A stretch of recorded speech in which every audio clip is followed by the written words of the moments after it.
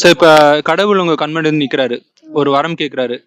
கடவுள் கிட்ட வந்து என்ன வரம் கேட்பீங்க? நான் வந்து முதல்ல கேக்குறது எங்க ஹஸ்பண்ட் நல்லா இருக்கணும். அவர் நல்லா இருந்தாதான் நாங்க நல்லா இருக்க முடியும். அதுவும் இல்லாம எந்த ஜென்மத்திலயும் அவர் தான் கிடைக்கணும்னு தான் ஆசைப்படுவேன் நான். என்ன பொறுத்த வரைக்கும். உங்க ஹஸ்பண்ட் தான் உலகத்திலே பெஸ்ட். ஆமா, பெஸ்ட் அவர் தான். லவ் மேரேஜா? லவ் மேரேஜ் தான்.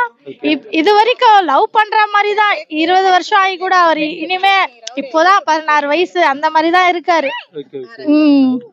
நீங்க முஸ்லீம்னா அவங்களும் முஸ்லீம் தான்? முஸ்லீம் தான், ஒரே தான். ரொம்ப வருஷம் லவ் ஸ்டோரியா? ஆமா. இந்த மாதிரி யாரும் பொதுவா கேட்க மாட்டாங்களே. வெளிநாட்டுக்குள்ள ரிசர்ச் பண்ணிருக்காங்க. அடுத்த வருஷம் வந்து அடுத்த ஜென்மத்துல நீங்க ஒருவேளை இருந்துச்சுன்னா உங்க ஹஸ்பண்ட் தான் வரணுமா இல்ல உங்க ஒய்ஃபா வரணும் அப்படின்னு கேட்டதுக்கு கிட்டத்தட்ட 90% வந்து இவங்க வரக்கூடாது அப்படின்னு தான் சொல்லிருக்காங்க. இல்ல, என்ன பொறுத்த வரைக்கும் அவர் தான் பெஸ்ட்.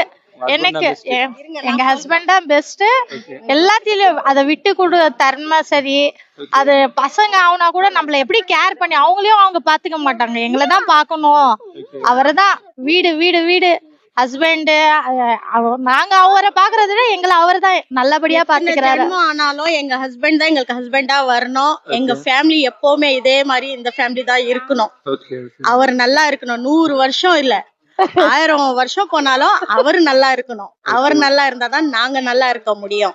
நாங்க நல்லா இருந்தா அடுத்தவங்களுக்கு நல்லது பண்ணுவோம். சரியா? அந்த வரம் தான் நாங்க கேக்குறோம். நிறைய எங்களுக்கு கோடி கணக்குல வேணும், இது பில்டிங் வாங்கணும், அது இதுன்ட்டு ஆசை கிடையாது. நம்ம ஹெல்த் நல்லா இருக்கணும். நம்மளோட ஹஸ்பண்ட் எப்பவுமே அவரே தான் இருக்கணும். நீங்க ரெண்டு பேருமே உங்க ஹஸ்பண்ட் தான் பெஸ்ட். ஆமா, அதான் பெஸ்ட் எப்பவுமே. தேங்க்ஸ். தேங்க்யூ.